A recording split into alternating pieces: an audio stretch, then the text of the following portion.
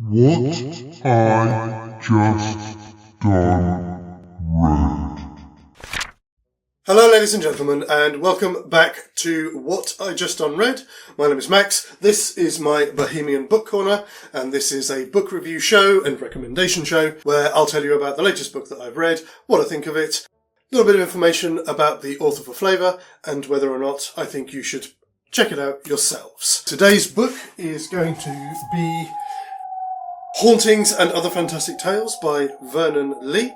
First off, I do apologise, it's been a while since I've been here, but just busy with stuff. Before we have a look at the book, of course, there is just the small matter of our word of the day. The word today is actually two words, it's a bit of a phrase. I must admit, I forgot to find one for this episode, so I had to very quickly find one yesterday, and in doing a bit of a look up on archaic Victorian terms that have fallen out of common usage, I discovered mutton shunter. Mutton shunter, which appeared around 1880 and was in common usage through until about 1915, and was a derogatory term for a police constable.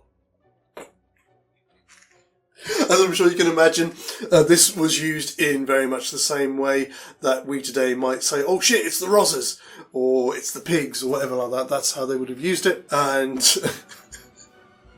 beyond that, I couldn't find out much more about the etymology of the word, or of the phrase. But yeah, so if you are writing a period piece set during that sort of 35-year period, then please make sure to use it. And because it's almost a century since it fell out of common usage, if you really want to bring it back into action, then make sure to call a copper a mutton shunter today.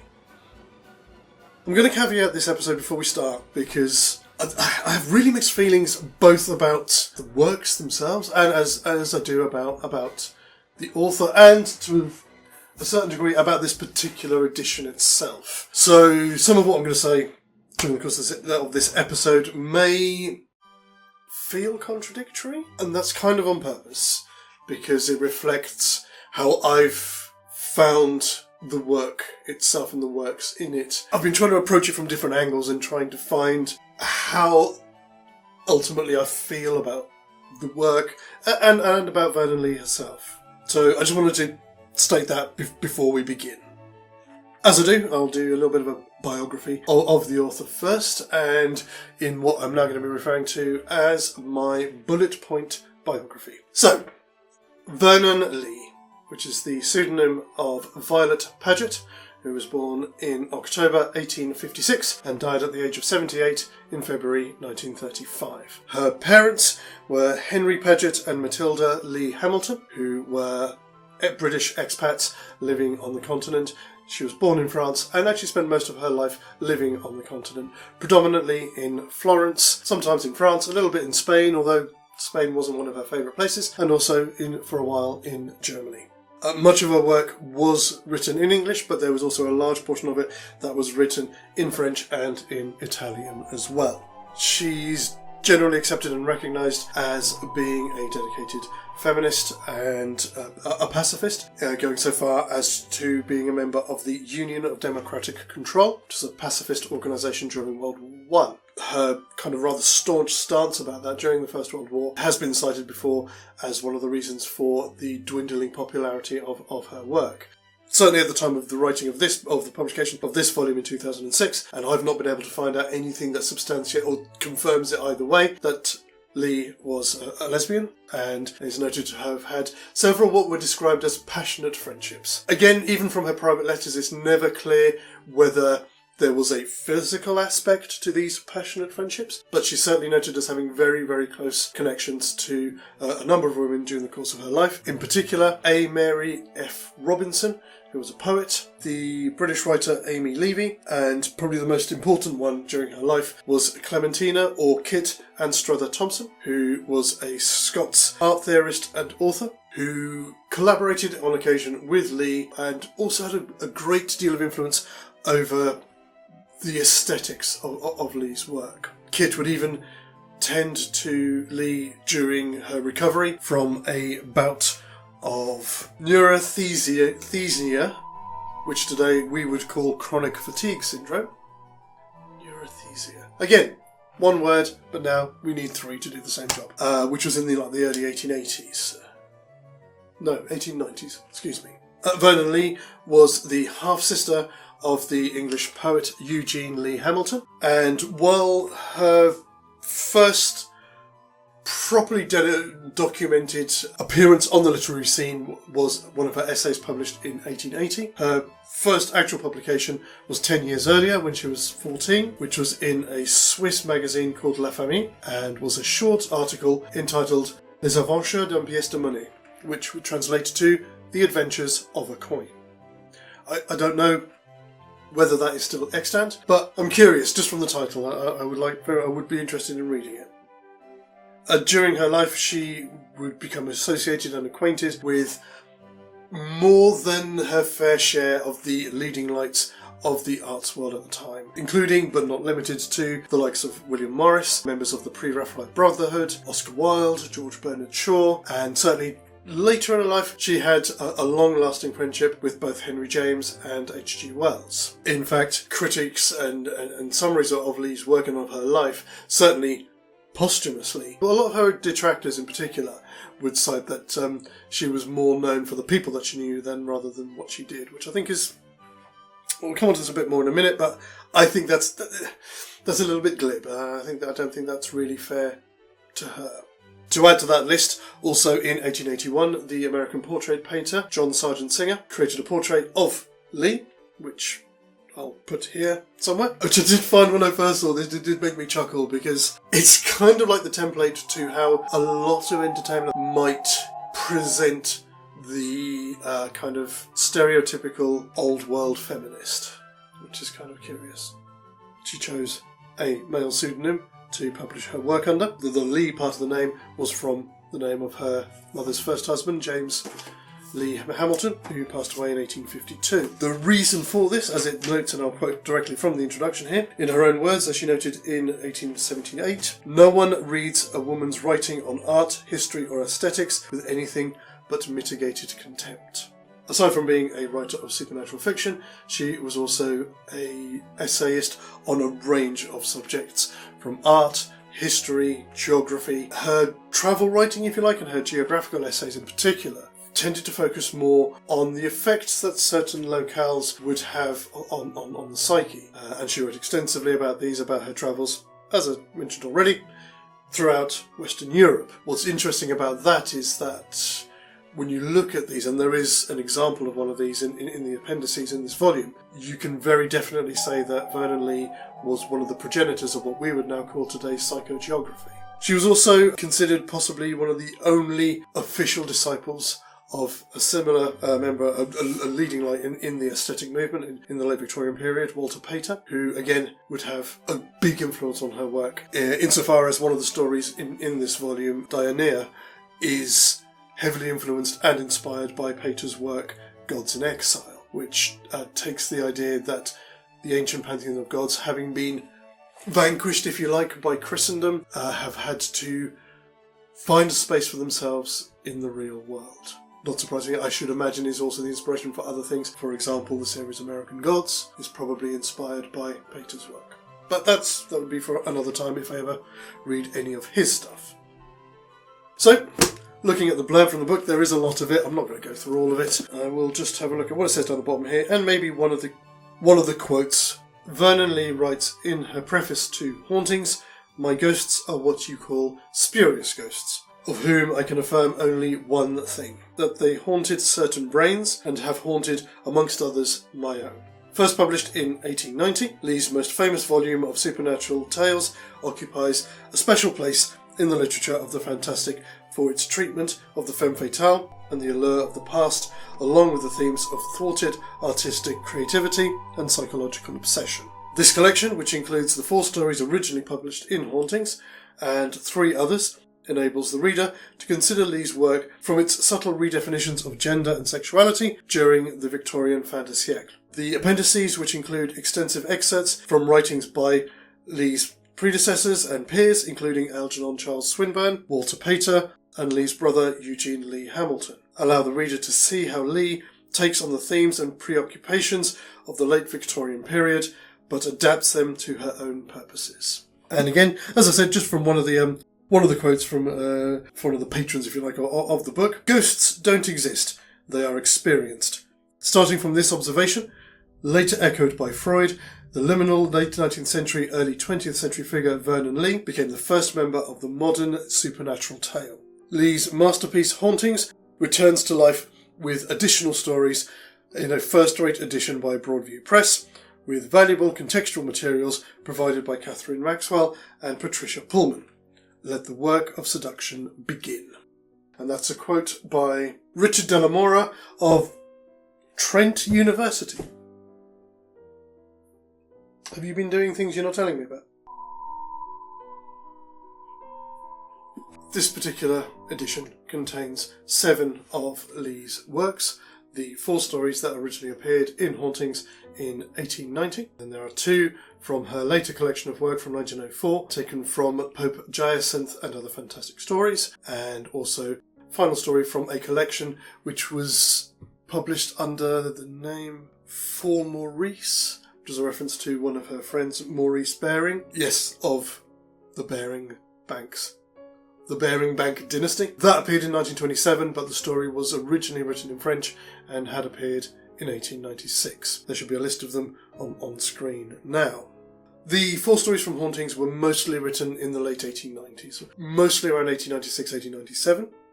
I must admit, I've always really liked these kind of collections that take examples of a writer's work from different points in their career. I always find those fascinating because it allows you as a reader to see the kind of shifts and evolution in the writer's style, in the writer's point of view and intent, and that is certainly true here with the works that appear in Hauntings.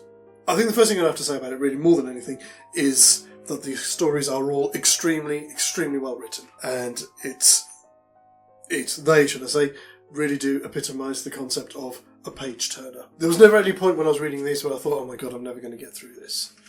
They really do hold your attention. It's very clear from reading them that Vernon Lee was highly intelligent, was extremely well read, had a commanding understanding of classical literature, classical history. What little research I managed to do beyond some of the stuff that's contained in the volume itself, I couldn't really find out much about her educational background, but whatever it was, she clearly put it to good use. So much so that this particular edition is peppered for the benefit of the modern reader with footnotes to explain a lot of the references that she makes. Both again to classical literature, to historical figures both from the medieval and the ancient world, which is interesting. I think my first thought about that was, yeah, that kind of shows the sorry state of modern education, that you need to include footnotes in there just to explain half of this stuff away. My other thought initially when I kind of started into the book, when I was looking at that, was like, oh my god, there are so many footnotes. And I was worried, as I generally am with things like this, that they were going to be a constant distraction and be constantly taking me out of my suspension of disbelief and my enjoyment of the narrative. For things like that, especially with the volume that they are in here, personally I normally prefer endnotes. When you're reading a page and half of your page is footnotes. Generally for me, I only prefer them if they're used sparingly or if they're there for purposeful narrative or literary device. For example, see the gratuitous use of footnotes by the late, great Terry Pratchett. But, that said, that they weren't as bad as I thought. And a lot of the information contained in them was useful and helpful, and I actually added too much to my own knowledge, so they weren't too bad. I might come back onto that topic a bit later, but we'll leave it at that for the moment. Looking at the 4 stories from Hauntings first, there is something about them that you can say is... they do run the risk a little bit of being a bit much of a muchness. I wouldn't say they follow a similar format, but when you strip away everything else and all of the nuances and everything from it, really with the exception of the last one, Oak of Oakenhurst, the other 3 are very simple stories, and they do revolve around essentially the same premise, which is a accomplished man is brought low or comes to a sticky end as a result of the machinations of an a more powerful woman. When I was reading those, I was trying to think, there's a number of ways that you can approach these works. If you wanted to be kind of direct about it, you could say, well, these are simply an attack on the predominantly male-dominated academia of the late Victorian period. You could also look at it as a proto exercise in early feminism, trying to smash the patriarchy, which again is slightly nonsensical to consider that we're talking about Victorian England. It also displays, and they're also in there as well, some of this was my concept going into it, which to a certain degree fears that were proven to come to naught, where expecting these male characters to be highly flawed and essentially, as a lot of things do today, portray them as just being weak and stupid. They don't. But they do play on the kind of ideals and the things that do capture and kind of distract a lot of people, especially in academia, and play on those and use those against them. I think the only thing you can't say about any of these full stories is that you can't just look at them purely as ghost stories. There is a lot more going on here in all of them. And it works, but it does come with its problems. In particular, certainly the first couple of stories, they are so replete with references to historical figures, events, things like this, that you feel almost bamboozled by them, and they run the risk of overshadowing the actual core of the story. Thankfully, Lee's command of her craft stops her from doing that.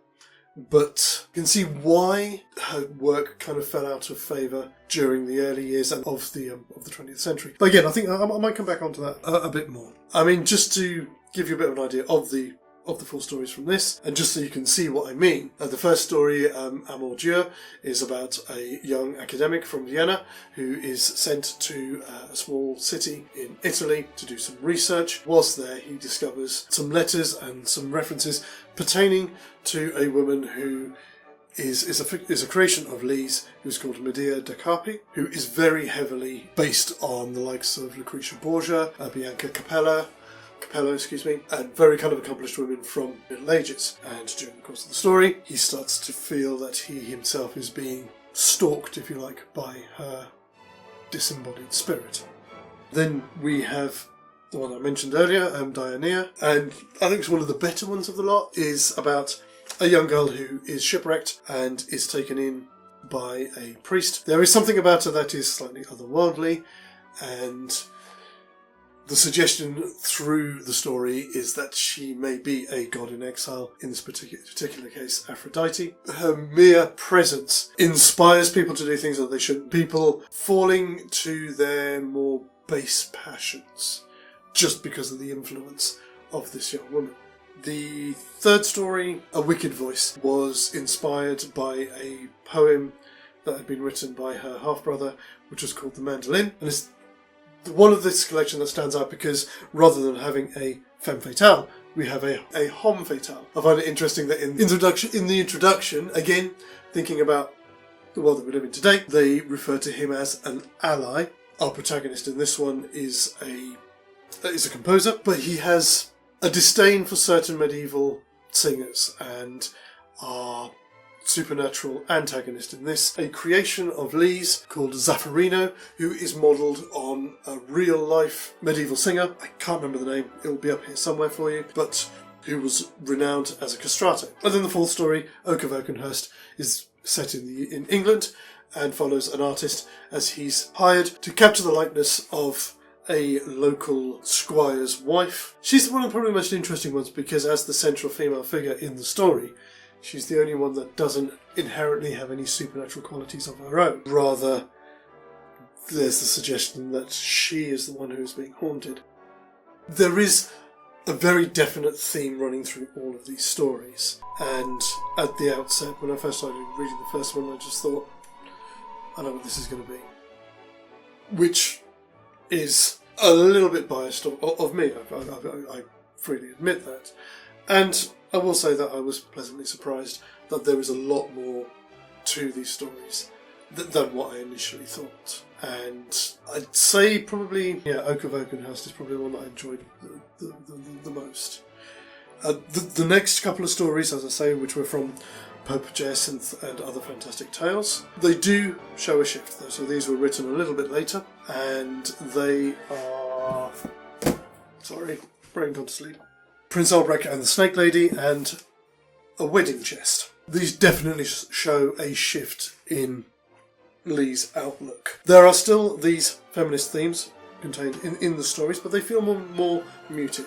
There's a degree of sympathy, if you like, that Lee demonstrates for her male characters in these two stories, which I found was absent, or I don't know about absent, certainly was lacking in comparison in the earlier works. What I do also know about these stories as well is that these ones are all told third person, whereas all of the works in Hauntings are first person. And in those stories she does in places use tried and trusted Gothic literature tropes. A mon Dieu is notes from our protagonist's journals. Diana is told through letters from this priest/doctor to his patron. I did find that interesting, whereas her later works are all third person. Prince Albrecht and the Snake Lady follows the adventures of a young prince in a fictitious region of Italy who is sent away, banished in exile to an old ruined castle where he encounters a grass snake and also encounters his godmother, who appears to him, and follows it on from there. And I thought that was really good. It's probably the longest of the stories in the work, and I did really enjoy that one. And then we get the wedding chest, which kind of delves into, again, fictitious creations of hers, but based on, almost kind of on the level of, again, of the Borgias, the Medicis, things like that. It's a revenge tale, essentially, about a young man whose bride-to-be is stolen by somebody of higher standing and suffers a very ignoble fate, for which this young lover then plots his revenge on his betters. And then we get the last story, The Virgin of the Seven Daggers, which is Lee's take on that most famous of fictitious Lotharios, Don Juan. Lee's treatment of him, rather than making him kind of rose-tinted and romanticising his activities, here he's very much portrayed as a bully and a ruffian, a rake and a murderer, and at one point even a diabolist. It does feel in parts a bit like a deconstruction of the myth of Don Juan. I mean, I don't know. I've read a couple of stories of Don Juan. One in particular is simply called A Story of Don Juan. It appears and it's anthologised quite a lot. If you've never read it, do. It's hilarious. It's really good. Lee is pretty good at doing it, is turning these things on their head. And as the story develops, it becomes more and more existential. And that's where Lee really gets into his stride.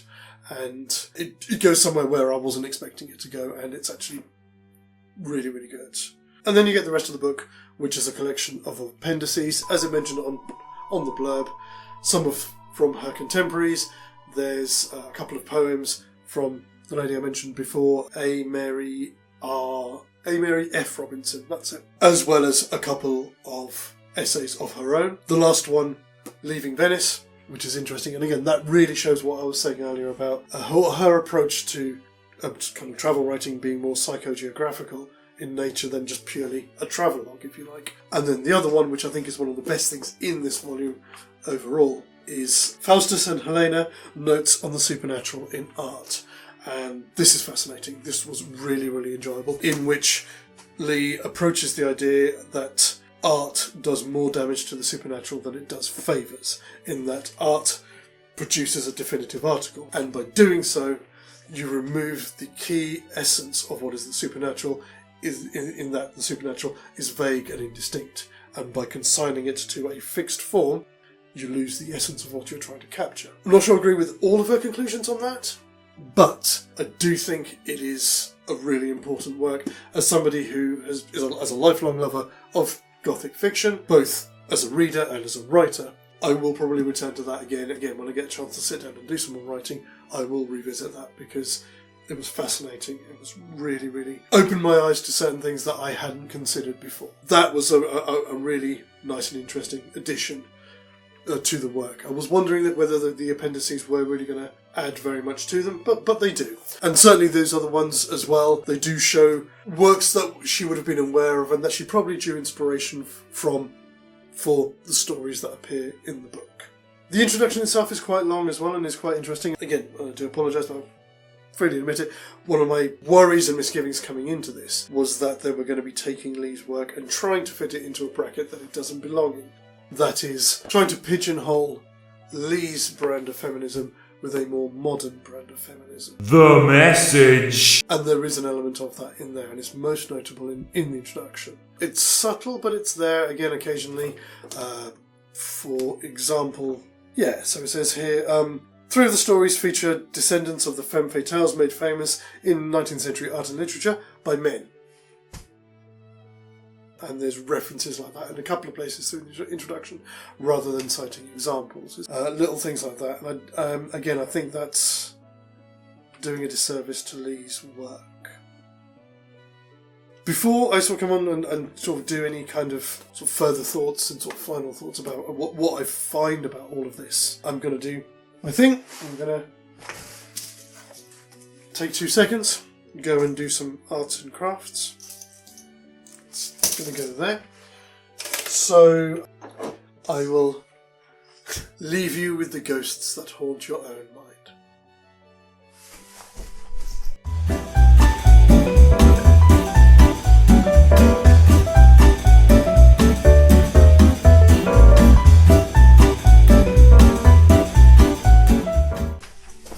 Right. Well, we'll come to that in a second. So, kind of sort of closing sort of thoughts and feelings about the work. I meant to put that on, I forgot. Sorry.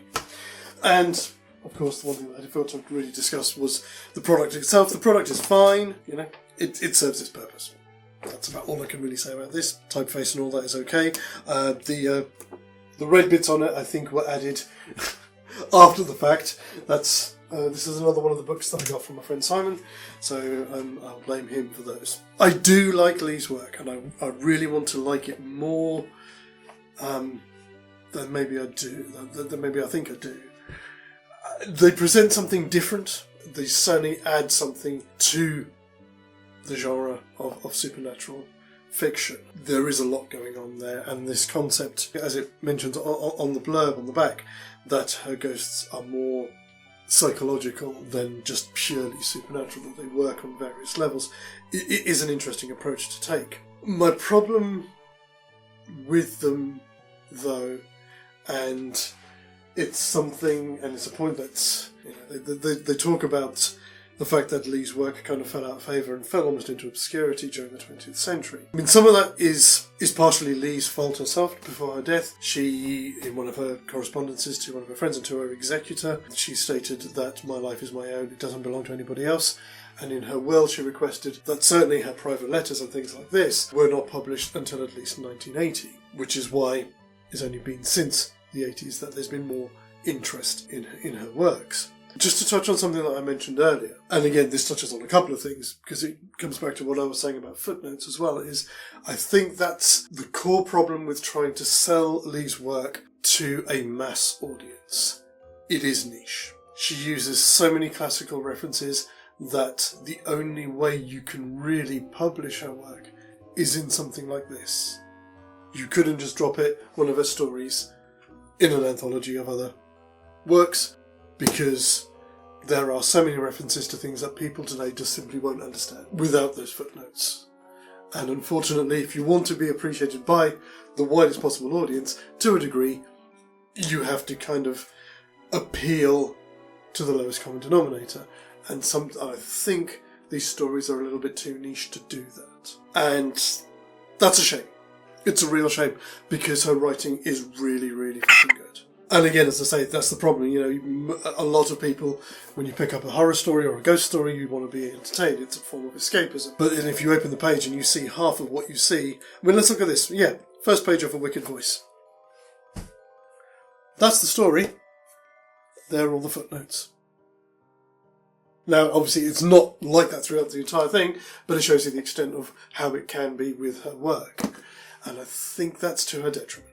Which is a shame. Which is a real shame. Because, as I said, and as I've said several times through this review, she was clearly very talented. She knew her stuff and she knew what she was doing. There is so many levels that her work works on. If you wanted to be really kind of derogatory about it, you could say, well, why do we need these references? You know, if you wanted to evoke a specific theme or a specific idea of somebody, we should be able to read that just in the story itself.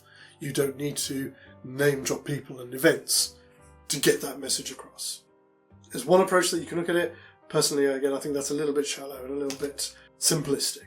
That being said, we will go to our I rating. So for Hauntings by Vernon Lee, as I said, I really, really loved her work. I'm giving it a very much well-deserved 4i for the quality of her writing. For the edition itself, I'm going to give it a 3. As I said, it's pretty standard.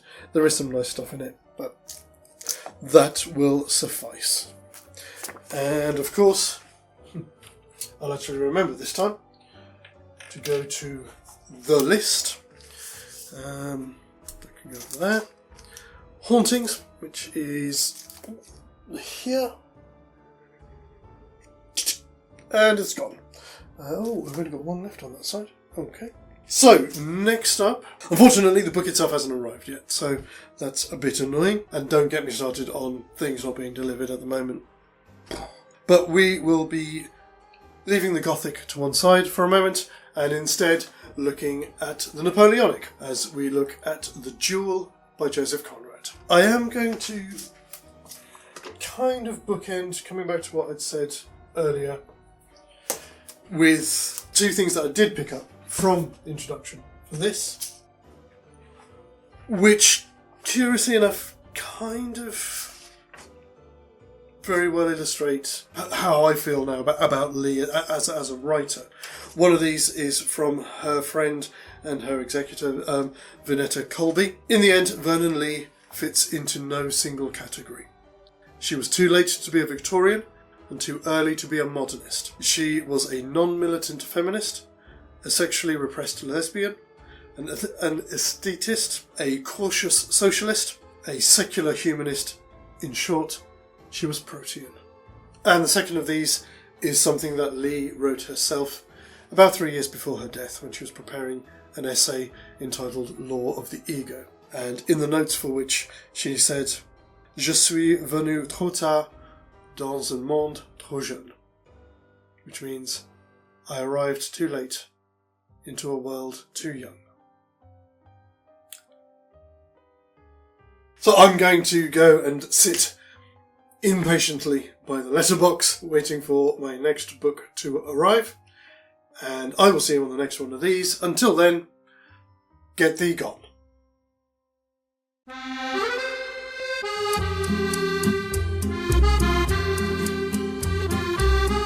So, stop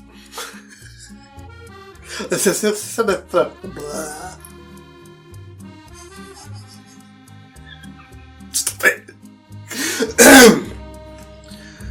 So,